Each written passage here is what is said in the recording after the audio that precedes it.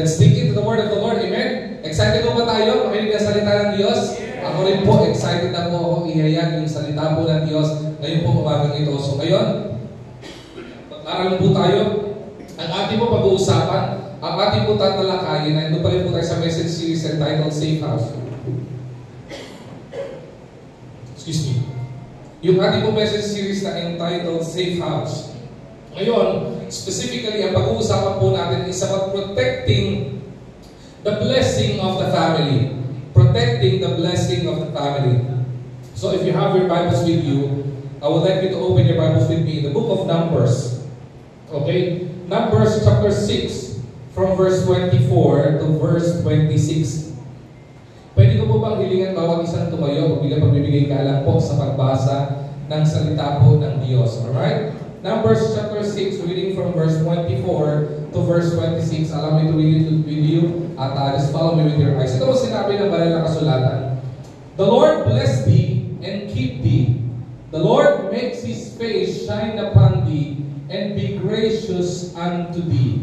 The Lord lift up His countenance upon thee and give thee peace. May the Lord be blessed upon the reading of His word. Sumadali po tayo ang manalangin. Panginoon, aming dakilang Diyos, marami pong salamat sa umagang ito na handog mo sa bawat isa po sa amin. Salamat po sa pribilegyo ng pagsamba at sa pribilegyo, Panginoon, na makarinig po kami ng iyong salita. Lord, I pray that you would open our hearts, you would open our minds sa salita mo, dakilang Diyos, because we know one of the greatest blessings na ibinigay mo sa amin apart from Jesus Christ giving us our salvation is your word, Lord God, because your word is our guidance in our lives, especially ngayong pong araw ng mga pamilya dakilang Diyos. Lord, I pray, itago niyo po ako sa iyong likuran at gabayan, patubayan po, Panginoon, ako sa aking paghahayag ng iyong salita. Kayo po ang maitaas, kayo po ang purihan sa matamis sa pangalan ni Jesus. Amen at Amen. You may all be seated. Alright? Sabi niyo sa Numbers chapter 6 verse 24 to 26, the Lord bless you and keep you, and the Lord makes His face shine upon you and be gracious to you. At ang sabi diyan, the Lord lift up His countenance upon you, okay, and give you peace. Hiwa-hiwalayin ko po muna ng konti itong verse na ito. Kasi may kahalagahan po ito sa pag-aaralan po natin in protecting the blessing of the family. Okay, mamaya po pauunawa po natin yan. Bakit? Lagi po natin, in this message series, we've often tackled about protecting our family. We often pray for protection ng asawa natin, protection ng spouse natin, protection ng kids, protection ng bawat isa po sa amin. We always pray for that. Because the Bible is really clear. Katulad nga po nung preach last Sunday in Ephesians chapter 5, we are living in an evil world. At kailangan po natin ng proteksyon. At malinaw po ang proteksyon na magbibigay lang po sa atin na talaga pong permanente proteksyon that would keep us safe is none other than the Lord Himself. So dahil po diyan, kung makikita po natin, sabi doon, the Lord bless you.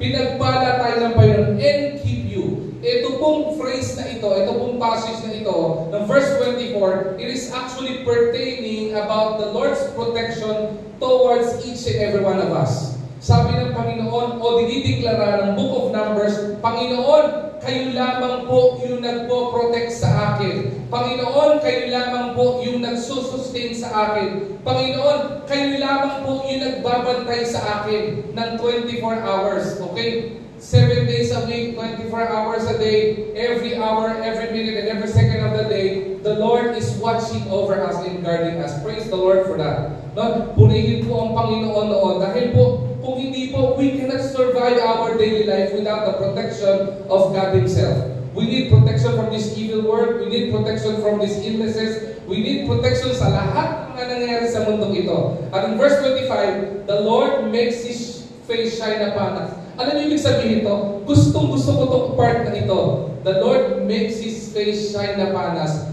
Alam niyo kung bakit paborito ko po ito? Because this is pertaining to God's favor. When the Lord is showing you His face, when the Lord is declaring His goodness, in Him being God over you, it is actually favor from the Lord. Malaking pabor po iyon. Pastor, paano wala sa akin malaking pabor yun? Totoo, ang dami pong sino man tao na po pwedeng pakitaan, paranasan, gabayan, patubayan ng Panginoon. But God showing His face upon us, it is actually a favor from the Lord. Kaya po kung papansin natin, ang araw ng pagsamba, hindi po ito ordinaryong araw.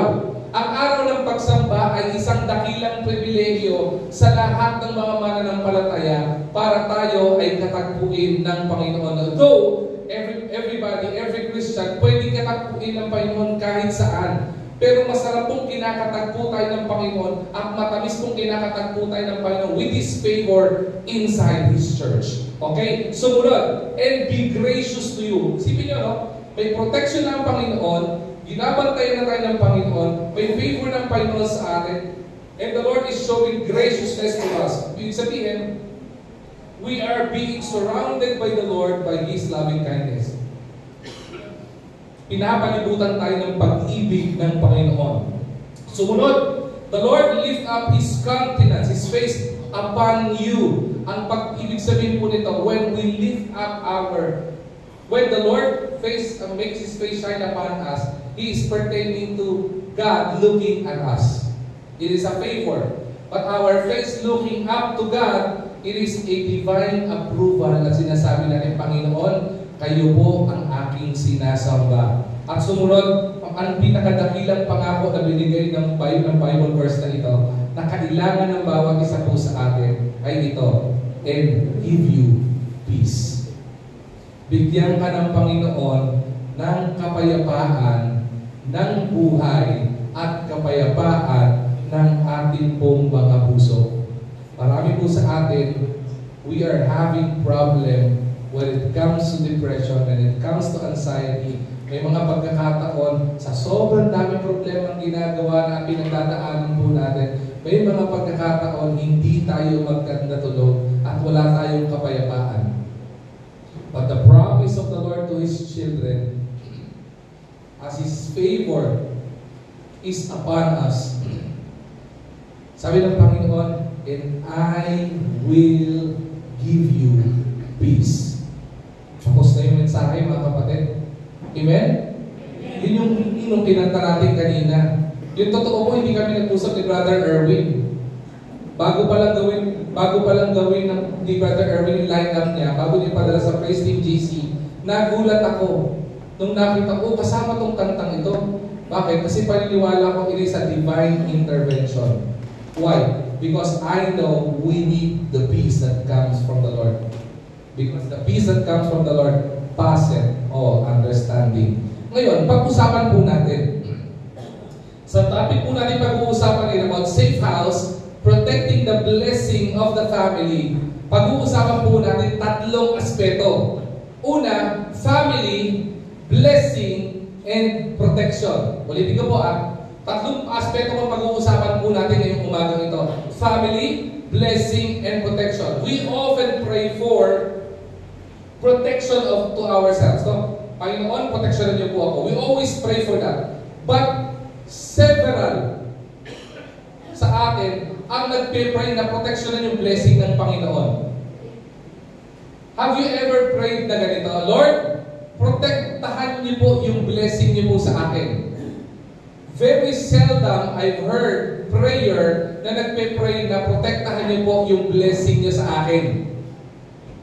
It would be often for us to pray for the protection of our loved ones, the protection of ourselves. We often pray for that. Seldom do we often pray for the blessing of the Lord na protektahan ng Panginoon. Makita po natin yan. Ngayon, pag-uusapan po natin when it comes to family, blessing, and protection. I would remember the last time I officiated the wedding ay yung wedding po ni Kuya Christian at ni Ate Karen. Sabi po sa Bible, when we officiate ang marriage, sabi daw, the family or marriage is first instituted in the Bible.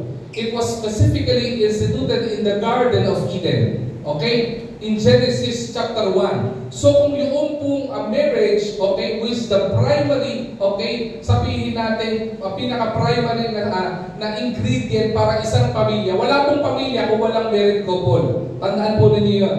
Okay? Bibihira po magkaroon. Kahit sabihin hindi pa siya married, okay? Kailangan pa rin ng may pagsasama ng isang babae at isang lalaki para magkaroon ng pamilya. And in the ideal, okay, concept of the Bible is the union of man and woman. Kaya nga inisintot ng Panginoon. If you will be looking at it, at titignan po natin yung blessing muna, tingnan po muna natin ito. Tingnan po muna natin yung creation.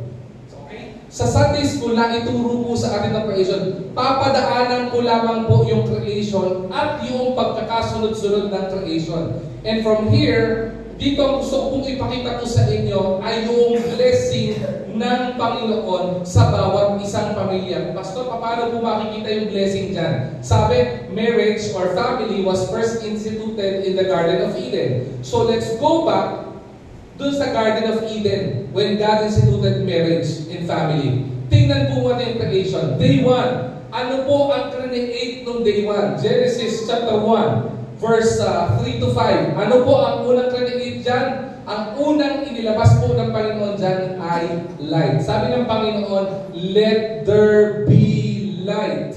Okay? Magkaroon ng ilaw. Pastor, hindi po yan ang nauna. Ang sabi po ng Bible, Genesis chapter 1 verse 1, and God created the heavens and the earth. Exactly. It is true. God created the heavens and the earth in the aspect of premise na ang Panginoon ang naglala ng langit at lupa.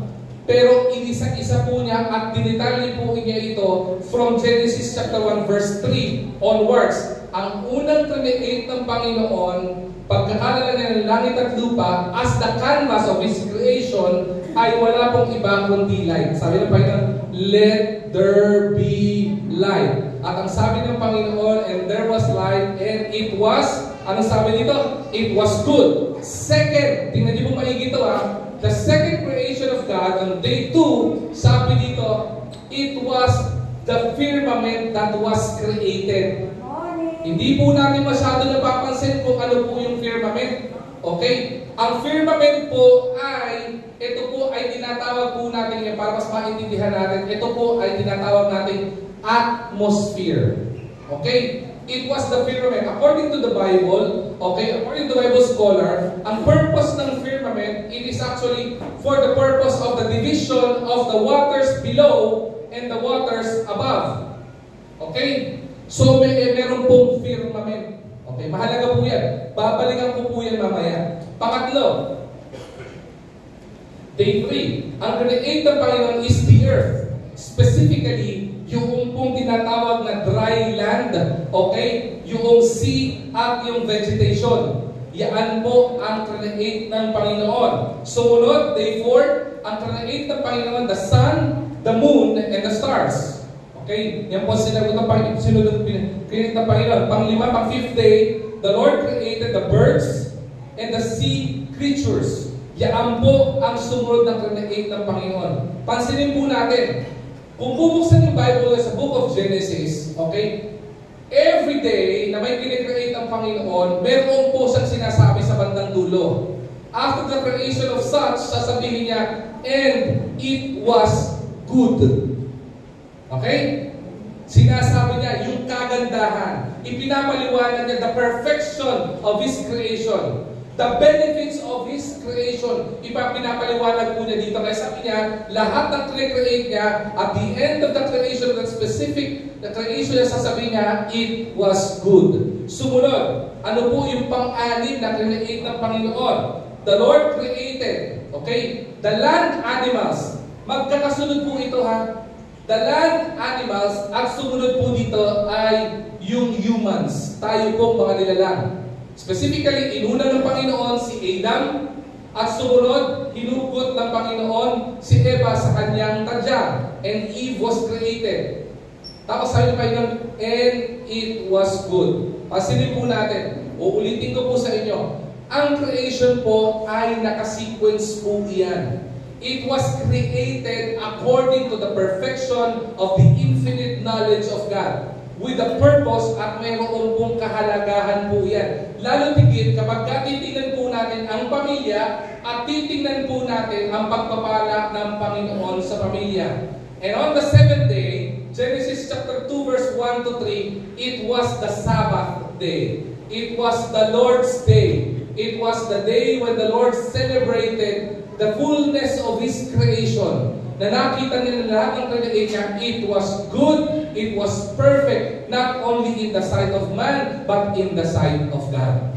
Okay. Now, tingnan po natin yung blessing. Gusto po natin makita dito that family, listen to this carefully, family is a blessing. Makinig po kayo dito maigi sa phrase na ito. And take note of this.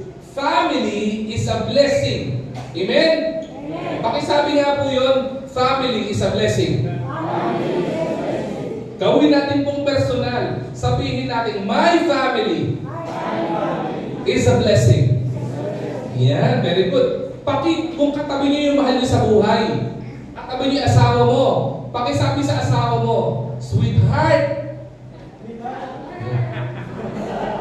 Nagalit yung babae, sweetheart. Hindi sweetheart ang tawag mo sa akin, love. Sinong sweetheart? Naku, away ang gulo yan. O sabi mo sa kanya kung anong term of endearment mo sa kanya? Love, sweetheart, sweetie pie, honey bunch, di ba? Pang-piyang-piyang-piyang.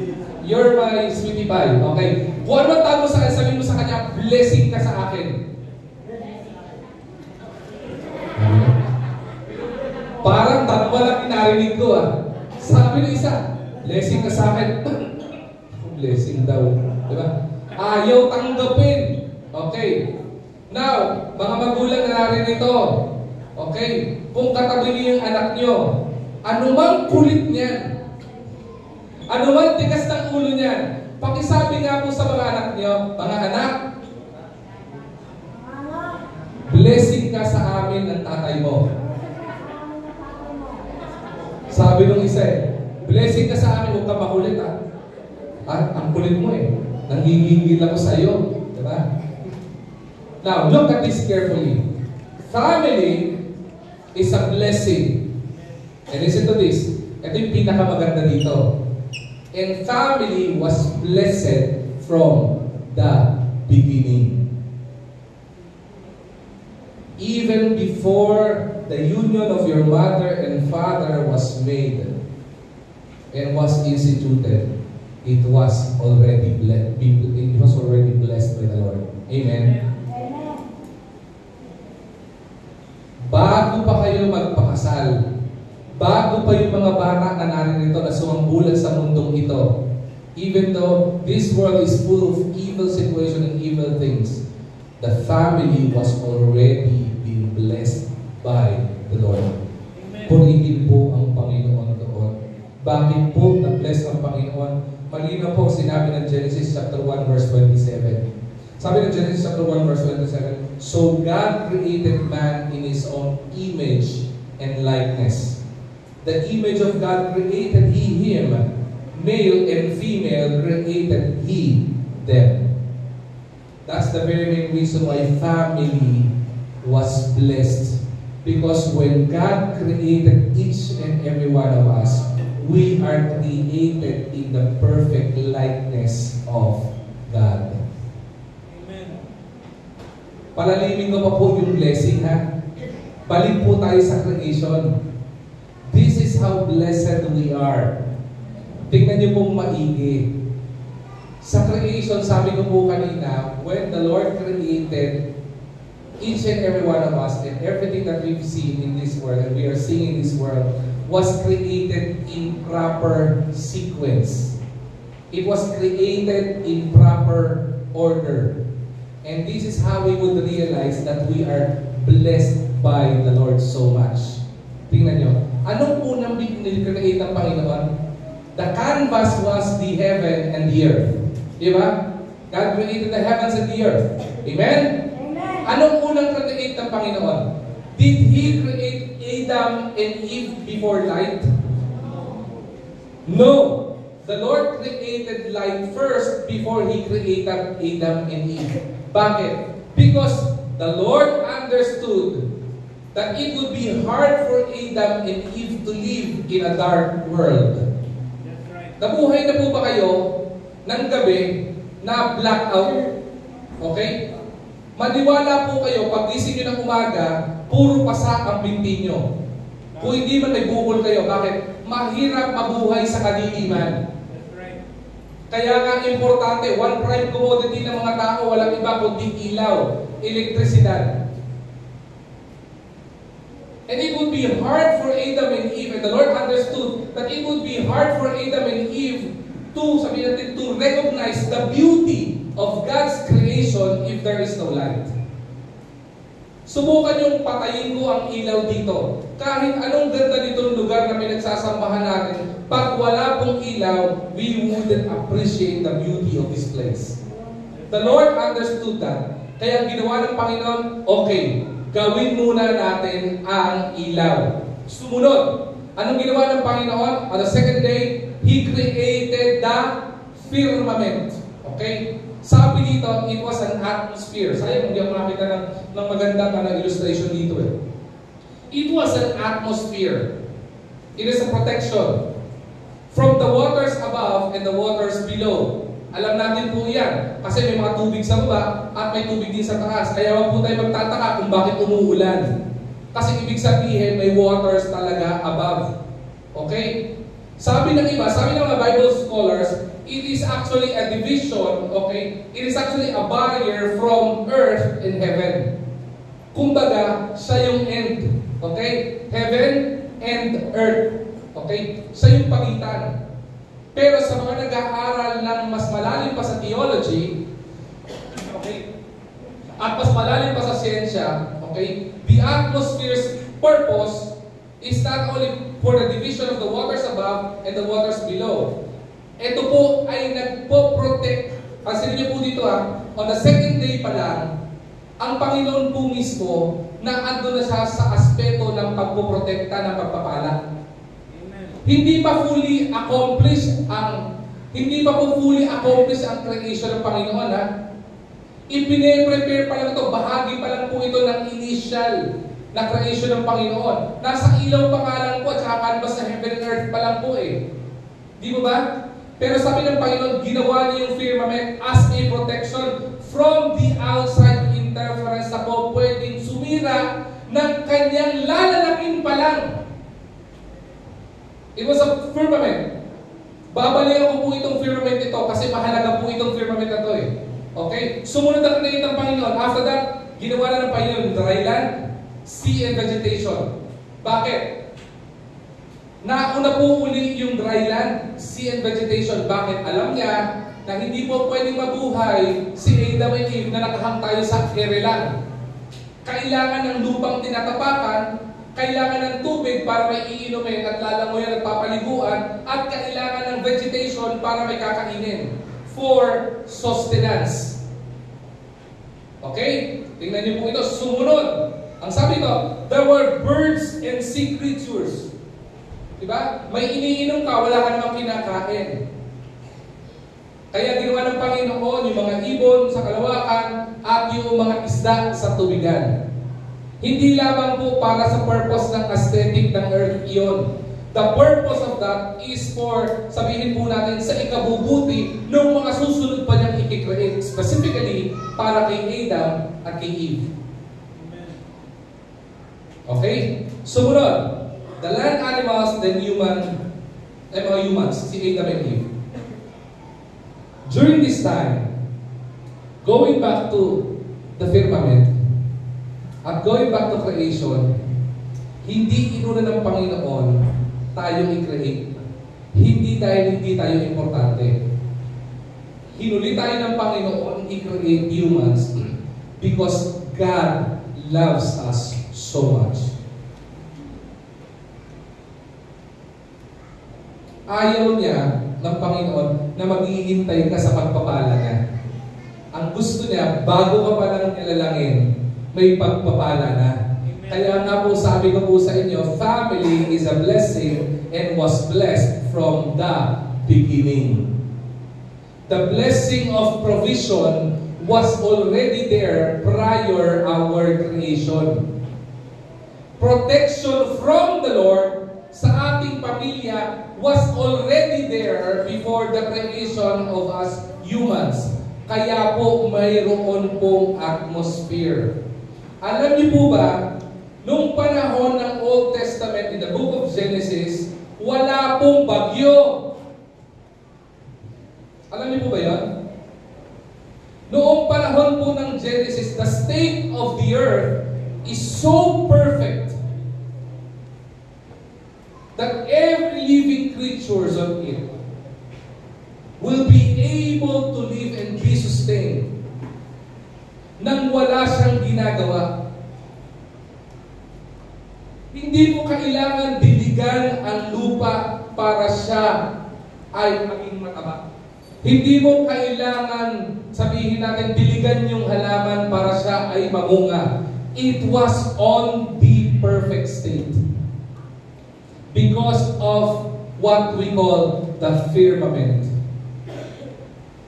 Kung ipapaliwanag ko po ito, one of the best pwede kong ipaliwanag itong firmament, itong protection, at yung blessing ng Panginoon sa earth at sa creation na sa earth. Kung ipapaliwanag ko ito, kung familiar po kayo sa Japanese technology, ang tawag po nila ay greenhouse. Ganun po ang itsura. It was a controlled temperature. Tama ang lamig. Tama ang init. According to scientists, the state of earth during that time is moist. Alam niyo po yung moist? Yung mamasa-masa. It was good para sa vegetation. And it was perfect during that time. Ganun katindi po yung pagpapala ng Panginoon. So nakita na po natin how the Lord blessed the family. Hindi lang niya in-institute yung marriage. He actually instituted the blessing ng Panginoon sa family. Now, tingnan po muna natin ang family. Family can be described as this. Family was first designed by God. Panginoon po ang nagdisenyo niyan. Bakit po? Pansinin nyo, lahat po ng creation, dire-diretsuhin ko na to.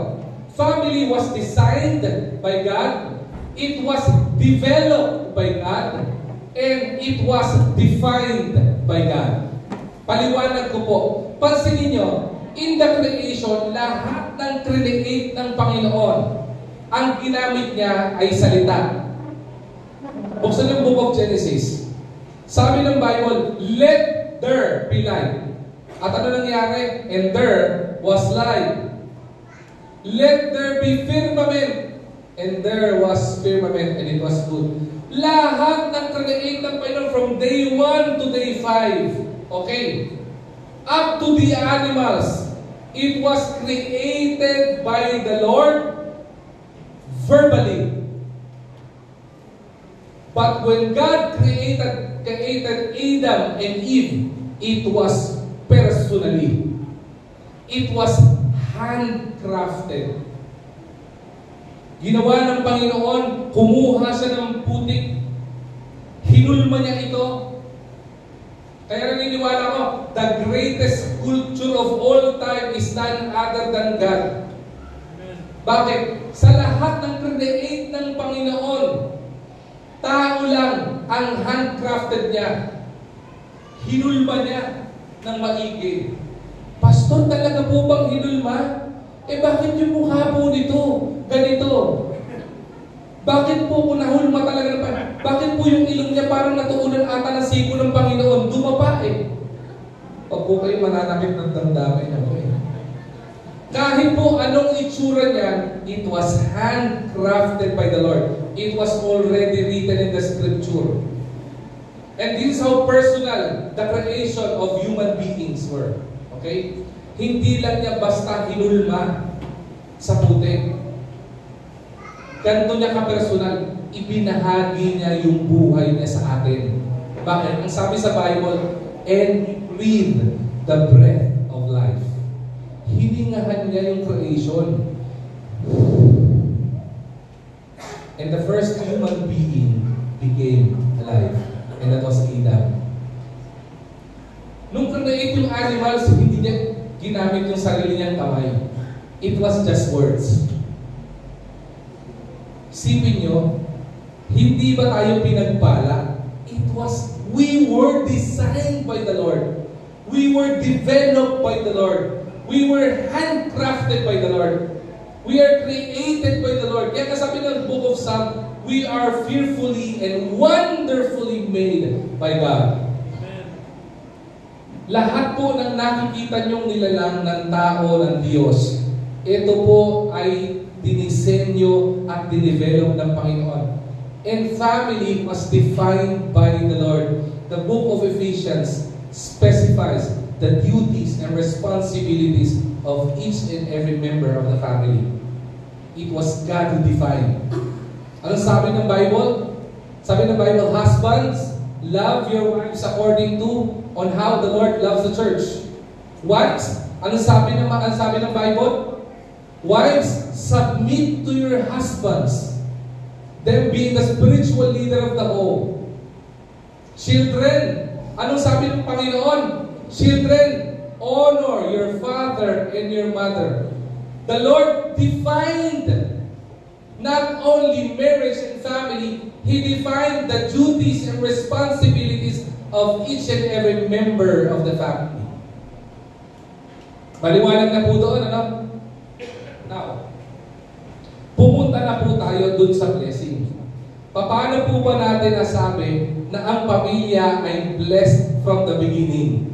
Paano po ba natin masasabi that family is a blessing and was blessed by the Lord from the beginning? Okay. Pupunta po tayo. Balik po muna tayo sa creation ulit. In the creation. Pinaliwanag ko na yung sequence, di ba? Pinaliwanag ko na yung pagkakasunod-sunod. Pinaliwanag na po natin kanina kung bakit hinuli ng Panginoon tayong mga nilalang, tayong mga tao. At inuna ng Panginoon yung mga bagay na kailangan natin. Bakit? Ito po yung blessing ng Panginoon. The blessing of the Lord here is that the blessing in the family was, sabihin po natin, prepared by God. Hindi po siya umutos. Hindi po niya sinabihan ng mga anghel. Angel Gabriel, gumawa ka ng ilaw. He can do that. Di ba? Sabihin sa mga anghel niya, gumawa ka ng vegetation, pwede niyang utusan ng mga anghel. He can do that, but He didn't. Bakit? Because He personally prepared the family and the blessing in the family. Sa sobrang preparation, di ba? Isipin nyo, may advance party. Bago pa lang magkaroon ng Adam and Eve, may ilaw na. Bago pa lang magkaroon ng Adam and Eve at magkaroon ng Cain at Abel, anong meron? May vegetation na, may tubig na, meron silang kakailanganin, meron ng ibon sa parang, meron silang mga pwedeng sukitin o sabihin bingwitin sa tubig na pwede lang kainin. There was protection. There was firmament. The atmosphere was so perfect na kahit nakahubad sila. Tandaan natin during this time, nakahubad dito mga to Pag sobrang lamig, anong mangyayari? Giginumin ka. Pag sobrang init naman at maaraw, may initan ka. It was perfect na hindi nila napansin na sila ay hubad. Hindi niyo mo ba alam yun? That is how perfect the creation of the Lord is. Kaya naniniwala po ako, the blessing of the Lord in the family was prepared by God Himself. Amen. Malinaw po ang Bible Lahat ng mga bagay na kailangan ng mga anak niya, it was being prepared by the Lord. Kahit nga po sa ating pag-uwi sa langit Di ba John chapter 14 verse 2 says, what does the Bible says? In my Father's house are many mansions. If it were not so, I would have prepared it for you. Uuwi ka pa ng langit, pag-uwi mo ng langit, Panginoon pa rin na nag-prepare. Aren't we blessed as a family? Husbands who are here, hindi mo makikita na hindi ka pinagpala ng Panginoon? Hindi mo makikita sa mga babae na narito mga asawa? Hindi mo makikita na ikaw ay pinagpala ng Panginoon? Ano man ang kakulangan ng mundong ito? Ano man ang kakulangan sa buhay niyo? Hindi man tayo pare-pareho ng estado ng buhay o kinikita sa pamilya o whatever. We are blessed by the Lord because everything we need was already prepared by the Lord. From the eternity past to the eternity future, the blessing of the Lord is existing and it was prepared by the Lord for us. It was not only prepared by the Lord, but it was prioritized by the Lord. Inuuna ng Panginoon. Isipin niyo po yun, hindi pa mararamdaman mo ang kahalagahan mo kapag inuuna ka. If my wife would goes to me At may kausap ako. Pag sinabi ko sa kanya, sandali lang, may kausap ako. Mapapansin niya, ang tingin ko sa kanya, I am neglecting her kasi may pinaprioritize ako. Pero kapag yung bagay na kausap ko, taong kausap ko, ay isasantabi ko kasi kakausapin ko ako ng asawa ko dahil takot ako sa asawa ko. Okay? Ano mararamdaman niya? Pinaprioritize ko siya. And once you prioritize, at nararamdaman yung pinaprioritize ko siya, mararamdaman niya yung pag-ibig. Tama po ba? Ganun po ang Panginoon. The Lord is prioritizing the blessing niya sa atin. Bakit? Because He wants to show each and every one of us that every individual created by God is important to Him. You are important to Him. I am important to God. Amen. Ganun po tayo kahalaga sa Panginoon. That's why we are prioritized by God. Kaya nga po kung makikita natin sa buong creation, sa sobrang priority natin ng Panginoon sa atin, bago pa lang ilalang si Adam and Eve, prioritize na yung mga bagay na kailangan ng anak niya. Mga lalaki po, mga husbands who are here, na nagtatrabaho, hindi ba ang sarap pag uwi mo ng bahay, pagdating mo, gutom na gutom ka, nakaprepare ng pagkain mo? Hindi ba sa mga pumapasok din sa trabaho, mga anak na pumapasok sa eskwelahan, yung papasok ka, hindi ba nakakatuwa sa iyo kapag yung damit mo o yung uniform mo, planchado na bago mo isuot? Ang tawag doon, piniprepare eh. Kaya piniprepare ng tao sa iyo dahil mahal ka ng tao. Ganon din po ang Panginoon. The blessing of the Lord to each and every family who are here were prepared by God.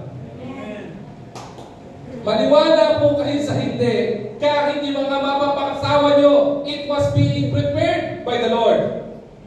Amen? Amen. Kaya Pastor BJ, alam mo na yon. Huwag kang bibitaw, piniprepare ng Panginoon yung kalooban ng Panginoon sa iyo. Huwag kang tingin sa kung ano ng tubo. Di ba? Anong tubo pa? Tingnan niyo po yung post namin, makikita niyo pa po yan. That's how the Lord loves us so much that we, and the blessing that the Lord gave us is prepared by God. Sumunod, it was not only prepared and prioritized by God, it was protected by God. Yung blessing niya sa iyo, hindi lang niya basta prepare. Yung blessing niya sa pamilya, hindi lang niya basta prioritize. He protected it. Bakit? Second day of creation. Anong create ng Panginoon? He created the firmament. Is vegetation existing already during that time? No. Were the animals already existing during that time? No. Were the seas existing during that time? No. Is Adam and Eve existing already during that time? No. But before He created it, inilatag na po niya yung protection. Christians, family were here. Before the family was established, it was already protected by God. Eh, pastor, ba't nagkakawindang-windang yung pamilya? Bakit nagkakagan? Yun ang problema. That's where the problem lies. Kaya nga po pinag-uusapan natin, we are to protect and pray for the protection of God's blessing to us. We always pray for our protection, but never did we pray for the protection of the blessing of the Lord sa atin. And if we would realize that family is a blessing, and family was blessed from the beginning, are we supposed to pray for the blessing of family to be protected by God? If we allow the firmament of the Lord to protect our family would be in the perfect state. Just like the creation of God. Ang problema, ang ozone layer natin, butas-butas na. Sino po bang may dahilan kung bakit nabubutas ang atmosphere? Ang Panginoon po ba? No. The Lord created the atmosphere for the protection of His creation. Men, from the inside, is destroying that protection. Kaya kung papasin natin, the protection of the family is already in place before the institution of marriage and the institution of the family. But the problem, why marriage and family are being destroyed is because of our own evil doings. Tayo ang bumubutas. Tayo yung sumisira. Anak, bago pa lang yan, protektado na yan.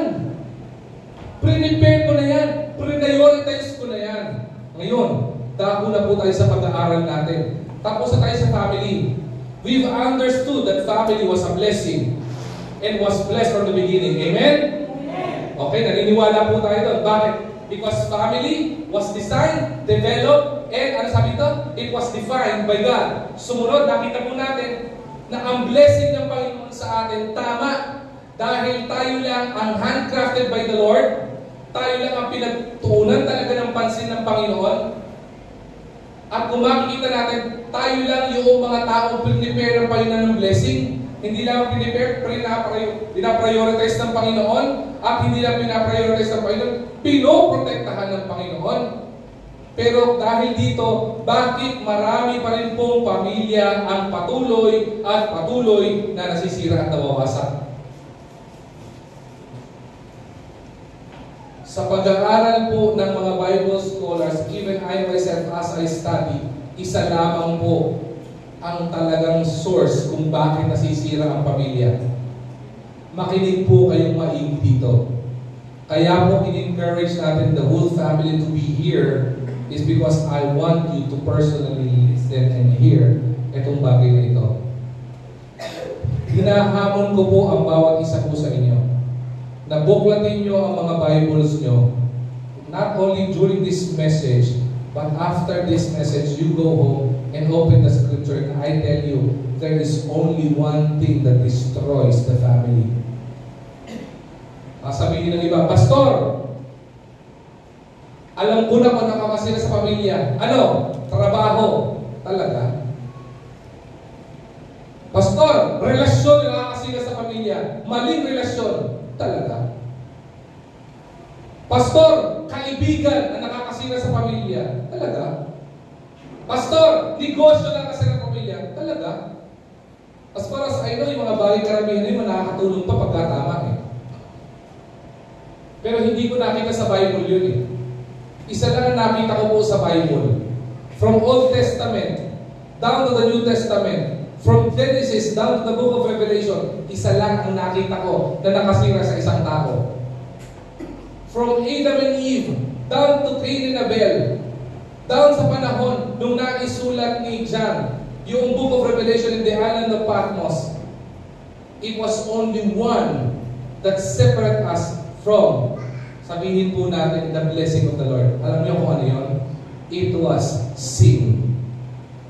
Sin. Alam niyo po, mula sa simula, isa lang ang kinagagalit ng Panginoon. God hates sin. You know why? Because sin separates us from Him. Before the creation of mankind, heaven was already present. Okay? Sino ang kauna-unahan nagkasala? Isa sa pinakamaganda at sabihin po natin paborito ng Panginoon. Yan ay walang iba kundi si Lucifer. Anong ginawa niya? Nagkasala siya sa Panginoon, and it separated him from the blessing of heaven and his position as one of the most beautiful angels ever created by God.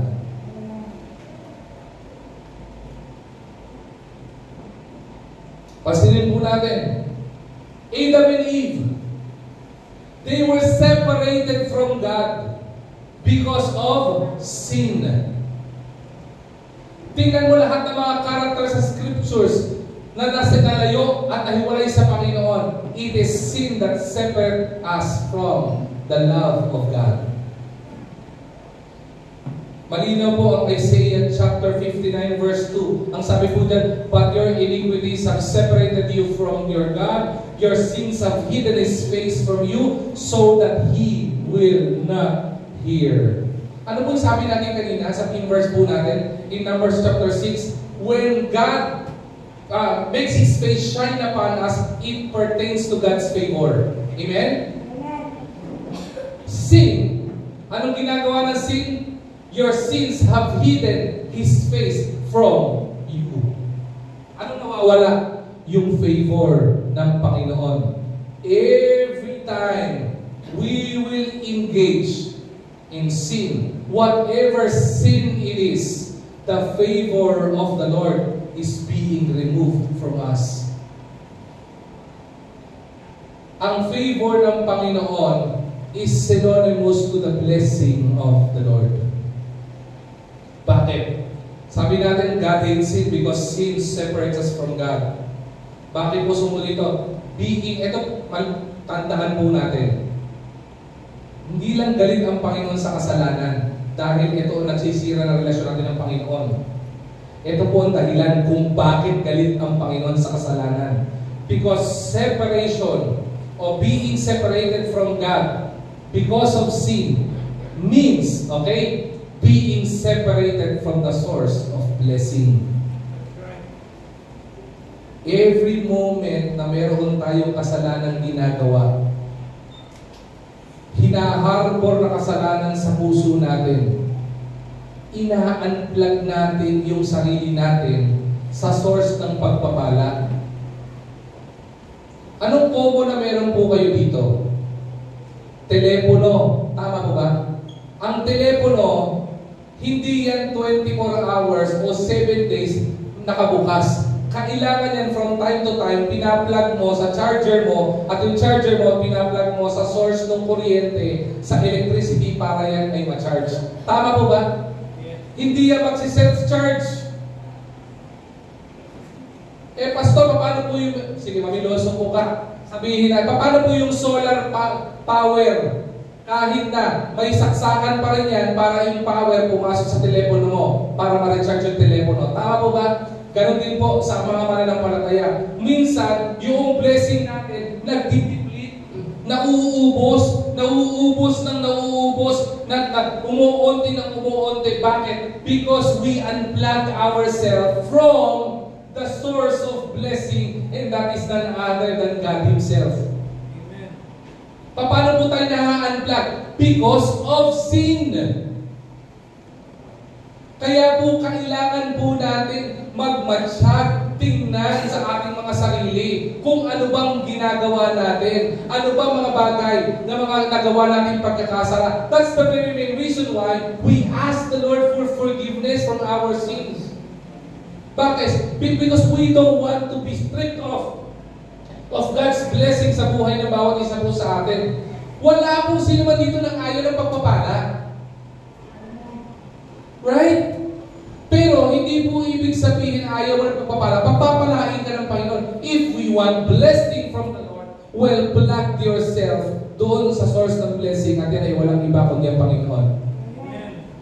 Kaya po natin tinuturo sa message series na Safe House na ito for us to be faithful sa Panginoon. Mahalaga yung pananampalataya sa Panginoon na habang yung itong mga bata pa lang to, habang sila imusmus pa, maintindihan nila ang kahalagahan ng pananampalataya sa Panginoon. Why? Because God is their Creator. God is our Creator. And God is the source of our blessing.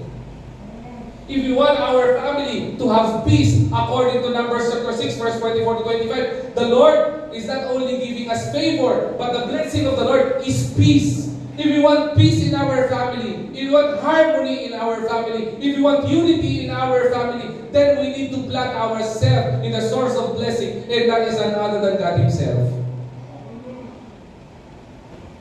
Sin is the cause why we are separated from our blessing. Bakit po? Ano ba nangyari sa Genesis chapter 3 verse 22-24? Ano po ba ang nangyari kaganapan po dito? Hindi po ba ito yung mga nangyari kay Adam at Eve nung sila ay nagkasala? Isa lang naman ang pinagbabawal ng Panginoon eh. Nakainin nila yung prutas na nasa gitna ng Garden of Eden dahil ito ay pagkakaalam na mabuti at masama. Isa lang naman yun eh. Ano sabi ng Panginoon sa kanila? Adam, have dominion over the earth. Sabi ng Panginoon, magkontrolin mo lahat ng makikita mo. Lahat ng mga bagay na narito sa inyo. Explore the earth. Utilize yung beauty at fruits of this earth na pinag-eat ng Panginoon. Everything was well provided by God. It was a blessing from the Lord. Hindi nga nila kailangan magtrabaho eh. When the Lord says to Adam, Adam, you till the land for you to eat, it was given right after they fall from sin. Giving birth sa panganganak. Walang problema manganak kay Eva. Yung hard labor ng panganganak, it was a curse from the Lord. It was given right after they fall from sin. And the greatest strip of blessing, strip of the blessing ginawa sa kanila Panginoon, they were removed from the Garden of Eden. Isipin nyo, kung hindi kay Adam and Eve na nagkasala sa Panginoon, hindi ba't mga hubot-hubot-hubot tayo sa Garden of Eden na kumakain ng bayabas habang hindi nagtatrabaho? Right? Hindi kailangan magpagod sa traffic ng Metro Manila.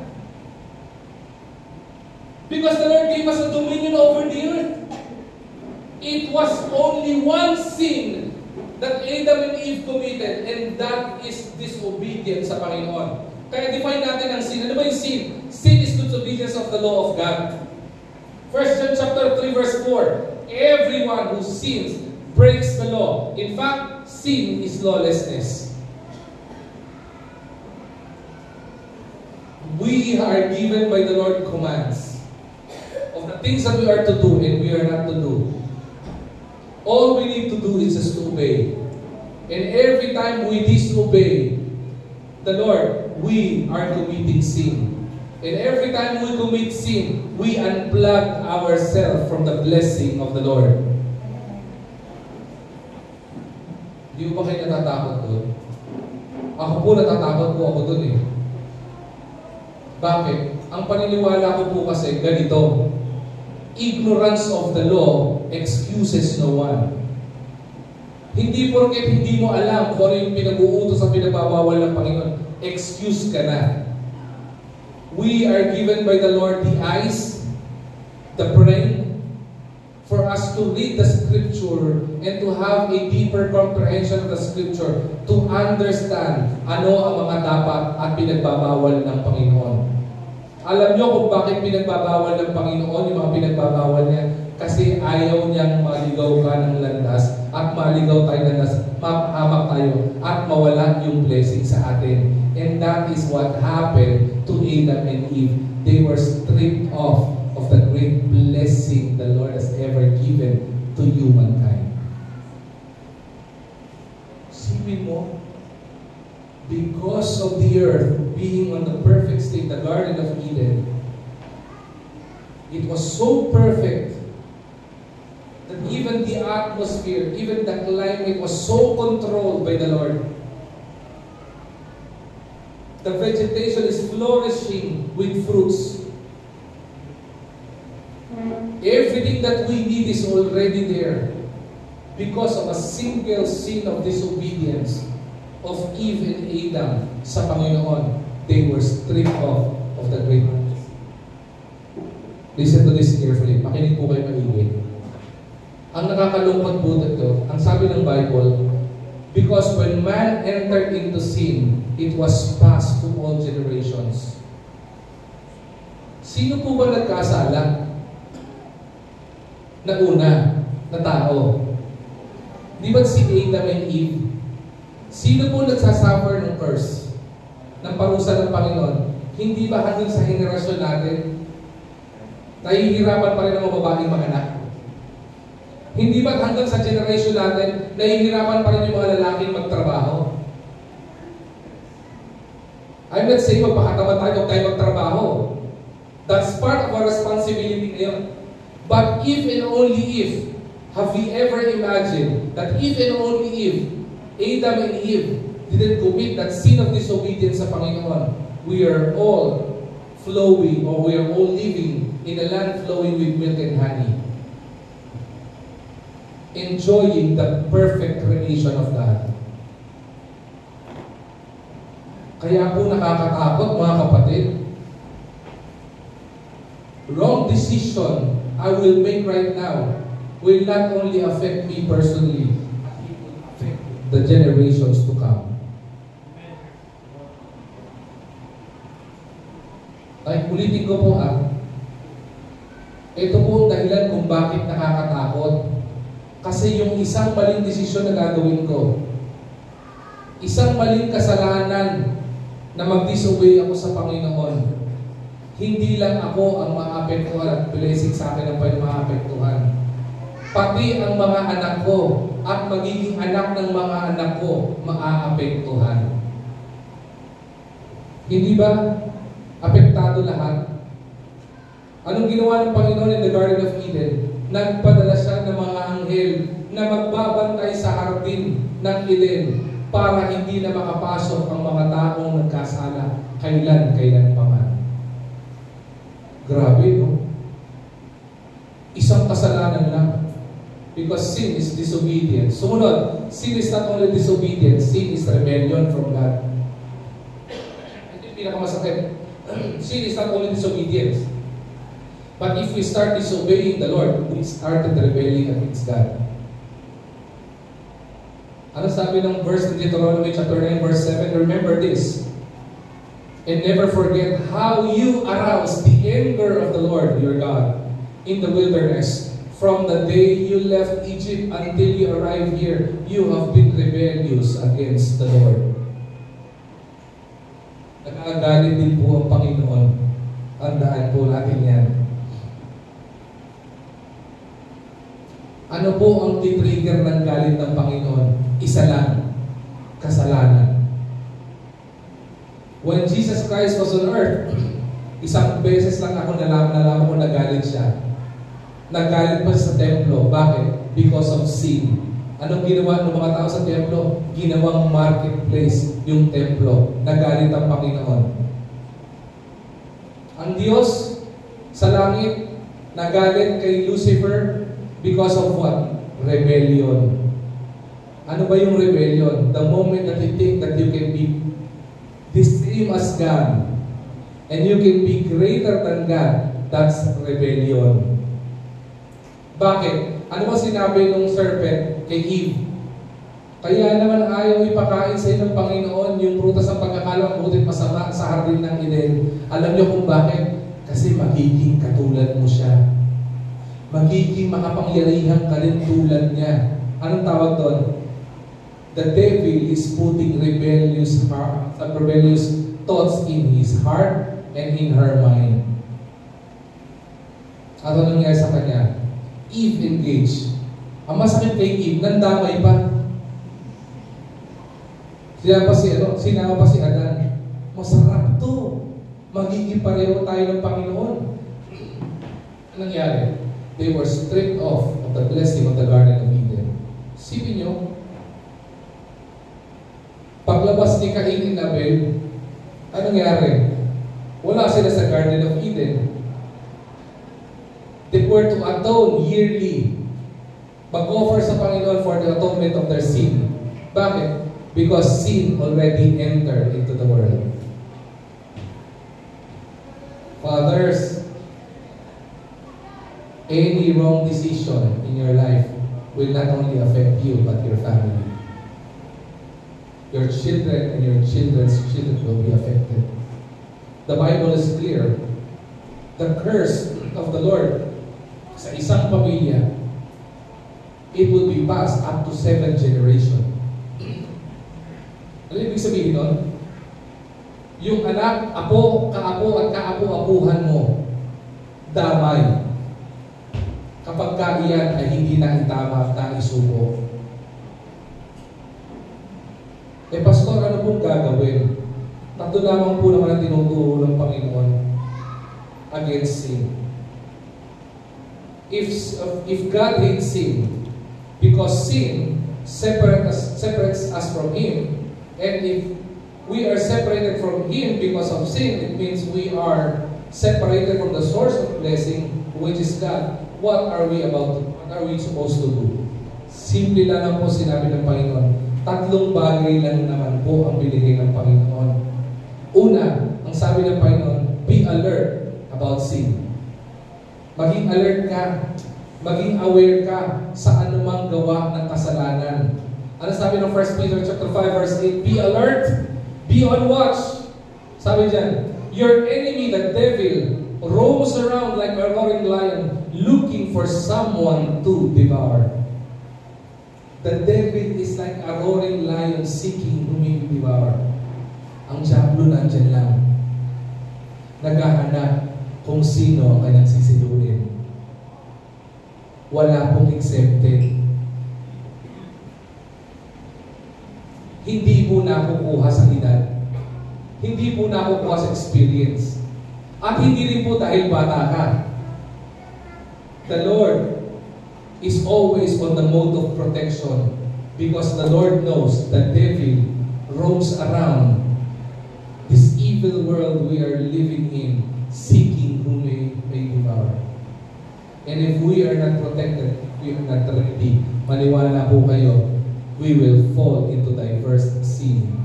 If we started falling to sin, we are stripping off ourselves from the source of blessing. And don't be selfish. Every sin we've committed, uulit-ulitin ko, hindi lang ikaw ang apektado, pati ang henerasyon ng bumubuhay after you is affected. Yan yung nakakatakot. Be alert. Be aware. Be always on guard. Kaya po tinuturo natin kahalagahan ng salita ng Diyos. Kaya po tinuturo po natin ang kahalagahan ng pananalangin. Kaya po tinuturo po natin ang kahalagahan ng church. Kaya po tinuturo natin kahalagahan ng small group, Bible study, o whatever, cottage prayer meeting man yan, o ano man yan. Kaya po tinuturo natin kahalagahan ng gawain ng Panginoon. Because inside the church, there are people who will be accountable sa atin. May mga taong mahal tayo na gusto tayong gabayan, kapatid, baka nagkakamali ka dyan. Gusto ko lang sabihin sa'yo, nandito kami, pinapanalangin ka namin. Be aware. Be aware of Ephesians chapter 5 verse 16 to 17 that we are living in this world that is evil and we are to be cautious doon sa pinagkakabuhayan po natin dito. We are to be careful how we live. Because the enemy of the Lord, the devil, is seeking whom he may devour. And it would be one of us. Nobody is accepted. Be aware. Be on guard. Sumunod. Pangalawa po, not only be aware of sin, but avoid sin. Ano pong sabi ng Proverbs chapter 4, verse 14 to 15? Do not set your foot on the path of the wicked or walk in the way of the evildoers. Avoid it. Do not travel on it, turn from it, and go on your way. Maliwanag po ito. Kapag ka po may mga tao, ini-influensyahan ka ng mali, dapat aware ka kung mali iyon. Hindi lahat ng kausap mo, mahal ka. At hindi lahat ng tao na kasabing mahal ka, seryosong mahal ka. Ako naniniwala po akong personal, kapag ka tao, mahal ako, hindi ako dadalhin sa kapahamakan.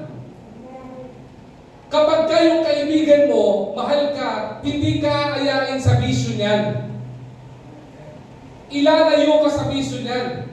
Kapag ka yung boyfriend mo o yung girlfriend mo, mahal ka, hindi ka ilalayo sa Panginoon niyan. Bagkus, ilalapit ka sa Panginoon niyan. Kaya kung maghahanap man kayo ng mga boyfriend at girlfriend nyo, di ba? At wala pa kayong trabaho, umaasa kayo sa magulang nyo, mahiya naman kayo sa sarili nyo. Bakit? Yung ipag-date nyo, hihingin nyo pa sa nanay at tatay nyo? Ang lakas na loob nyo makipag-date? Tapos yung nanay nyo, hindi nyo ma-i-Jollibee? Tapos yung girlfriend nyo, na-imamakdo nyo? Nakakahiya naman yun, di ba? At mas lalong higit, kapag ka maghahanap man kayo, pero sabi ko kay Kuya Doy, wala akong pakialam kung yung magustuhan mo hindi ganun kaganda. Basta mahal ang Panginoon kaysa sayo, okay yun. Sabi ng mga tita niya sa amin, kapag ka, Doy, naghanap ka ng hindi maganda, sa GC namin, inaalipusta na namin yan. Sabi ko sa kanya, wag mong pakinggan ng mga tita at mga pinsan mo. Kasi yung mga tita at tito niya, ay mga tita, mga pinsan niya, puro babae. One time, may pinadalang picture ng babae. Diba? Ang daming comment. Diba? Sabi ko sa kanya, anak, huwag mong intindihin yan. Ang intindihin mo yung sinasabi sa ng Panginoon. Ano ba sabi sa ng Panginoon? Sabi sa kanya, Dad, ang tingin ko nga po, magiging katulad ako ni Pastor PJ. Huwag naman, may habag ang Panginoon sa iyo, anak. Tandaan mo yan. Oo. Gusto mo bang 40 anyos ka na, wala ka pang girlfriend? Oo. Tanungin mo, bakit wala? Kasi po, idol ko po si Pastor PJ. Sa dami naman po pwede mong idol, si Pastor PJ pa. Bakit hindi si Brother Erwin? Oo. Na kahit may asawa na, habulin pa ng mga mga dimba. Diba? No, kidding kasi. Joke lang. Peace. Okay? Mahalaga po kung meron tayo mahahanap sa buhay natin yung impetay sa Panginoon. Young people na natin ito, I would like to address you. Kung may girlfriend at may boyfriend ka, makinig kang maigi dito. Huwag mong barahan ng tenga mo. Diba? Ibuga mo yung tutulin ng tenga mo. Pagka yung girlfriend mo o yung boyfriend mo, dinadala ka sa kasalanan, ayun palang sinasabi ko na sa'yo, hiwalayan mo yan. Hindi mapapabuti ang buhay mo dyan. Bigyan kita ng halimbawa, ang dami ng young people sa IBC Manila ang nawala. Bakit? Lahat ng nawala na young people sa IBC Manila dahil sa kasalanan. Maghanap ka dito ng mga nawala sa church at hindi makabalik sa church. Kahit na ini-invite mo sa church, yan yung mga unang nag-asawa. Hindi nga nag-asawa eh. Pag inilayo ka sa Panginoon, hindi kalooban ng Panginoon sa iyan, kalooban ng Diablo sa iyan. And I tell you, young people, any bit of sin na gagawin mo sa buhay mo ngayon, hindi lang kayo ang apektado, hanggang sa mga henerasyon na natin apektado. Hindi ako nagsasabi niyan. Banal na kasulatan nagsasabi niyan. I'm just here as your pastor to guide you as young people. Now, it is not my decision, it is your decision. I'm just guiding you, young people. Ating po mga magulang, let me address all the parents who are here. Everybody wants your children to have a bright future. Everybody wants to have a family that was really blessed and enjoying the abundant, overflowing, and overwhelming blessing of the Lord. If we want that, avoid sin. Ang sabi dito, maliwanag po din eh. Do not set foot. Alam mo ng kasalanan eh. Dudubuan ka pa eh. Diba? Common yun sa mga bata. Sabi mo sa mga bata, anak, huwag mong ilagay yung daliri mo sa electric pan. Bakal yung blade niyan. Mapuputol daliri mo. Kung anong pinagbabawal, siya naman gagawin. Tapos pag nakita ng mga nanay, tatay. Parang si Doy lang yung dati. Si Doy, ako talaga naman. Si Doy, mahal ko po sobra yan. Pero nung bata po yan, maniwala po kayo, buwisit yan. Bakit? Ichichismis ko sa inyo ha. Atin-atin lang to ha, walang lalabas sa. Tsaka yung mga nasa streaming ng mga anak. Sabi namin dati, meron po kami electric fan. Ganito kaliit. Pero yung blade, bakal. Alam niyo yung bakal na industrial para malilit na ganito? Sabi namin sa kanya, sino mga 2 years old pa lang to? Doy, okay? Huwag mong ipapasok yung daliri mo sa electric fan. Gawa na ginanon niya. Doy, diba? Huwag mo ipapasok. Diba? Sumunod. Ganun rin lapit siya. Kulit eh. Nanay niya, high pitch ni nanay niya. Doy! Diba? Eh dito na, busy kayo, may ginagawa kaming lahat. Narinig na lang namin, may tumunog. Krrrr. Tapos sa sumunod na rin namin, tapos nakaupo sila sa sahig, hawak-hawak yung daliri niya. Namumula yung daliri niya. Ay, sakit! Sabi namin, masakit, di ba? Bilang mapagmahal na magulang, sobrang caring, sabi namin, para madala ka, akin na! Ipasok natin buo! Sabi na, iniatras yung kamay niya eh. Ayaw nila. Bakit? Kailangan ba namang masaktan ka pa? Tayong mga mananampalataya, ganun, sabi na pa yung anak, huwag mong gawin yung mapapahama ka dyan. Tayo, kung ano man sasabi na pa yung mapapahama ka dyan, dukwang ka ng dukwang. Di ba? Sabi ng Panginoon sa'yo, young people, Lord, ang ganda, kalooban ni Lord. Hindi porkit maganda yung kalooban ni Lord. Minsan marami maganda, pero ang itim ng budhi. Di ba? Pastor, pogi. Hindi lahat ng pogi mabait. Di ba? Kaya kung mag-pray kayo, si Pastor BJ yung pag-pray nyo. Tama si BJ? Sakto lang. Okay, sige. Laga naman. Sa mga naka-live stream, mag-send na lang po kayo ng stars. Okay. Tapos sasabit namin kay Pastor BJ. Any volunteer. But what I'm trying to say, i-avoid nila, don't even set foot. Ayaw mo maingit sa bisyo. Nakatambay ka sa inuman. Di ba? Ayaw mo mahamak yung pamilya mo sa droga. Di ba? Ang mga barkada mo, mga drug lord. Di ba? Gusto mo mga barkada mo, mababait. Di ba? Yung mga binabarkada mo, yung mga hindi mo mababait. Di ba? Kung gusto mo ng mabait, maghanap ka ng barkadang mabait. Kung gusto mo ng matino, maghanap ka ng mga barkadang matino. Gusto mo ng asawang mabait, maghanap ka ng asawang mabait at may takot sa Panginoon. That's what you need to do. Next, not only be alert about sin, avoid sin. Ang pinakahuli at dapat natin gawin, abandon sin. Anong sabi po? Ano sabi dito ng verse na ito? Ng Hebrews chapter 12, verse 1 to 2. Sabi dyan. Sabi po dyan, so sin, let us rid ourselves of everything that gets in the way and of the sin which holds on us so tightly, and let us run with determination the race that lies before us. Let us keep our eyes fixed on Jesus, on whom our faith depends from beginning to end. Sabi dito, kapag ka alam mong kasalanan, huwag ka nang mag-stay dyan. Abandon it. Kung meron kang kasalanan sa puso mo, abandon it. Isuko mo sa Panginoon, ipag-pray mo, at ihingi mo ng tawad sa Panginoon. Bakit? Because sin is what God hates. And sin separates us from God. Just like Adam and Eve, just like Lucifer, they were separated from God. And everyone and anyone who is separated from God is separated from the source of blessing.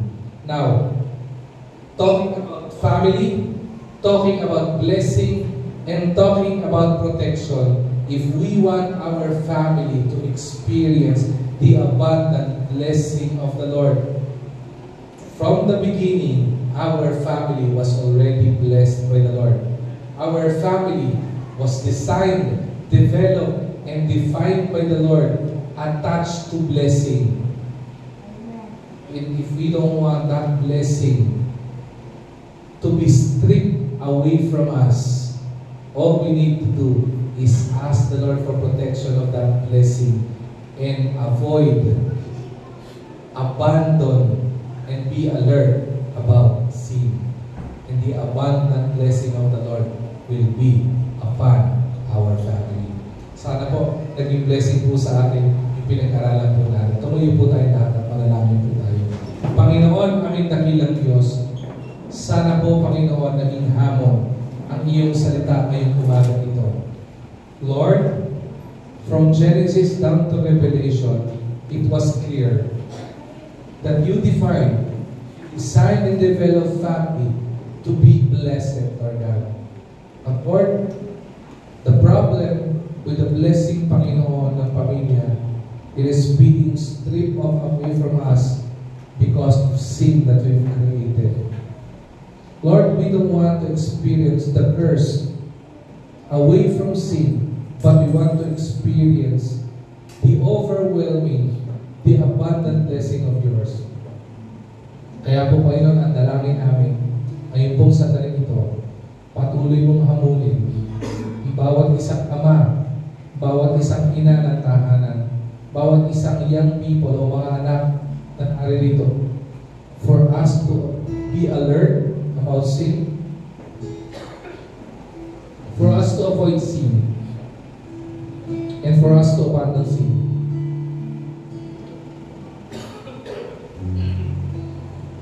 Because sin will separate from you and separate us from your blessing. Again, continue to challenge each and every member of the families who are here. And continue being the center of our homes. Again, we give you back all the praises and all the glory. In Jesus' name we pray. Amen. Amen. Are we blessed?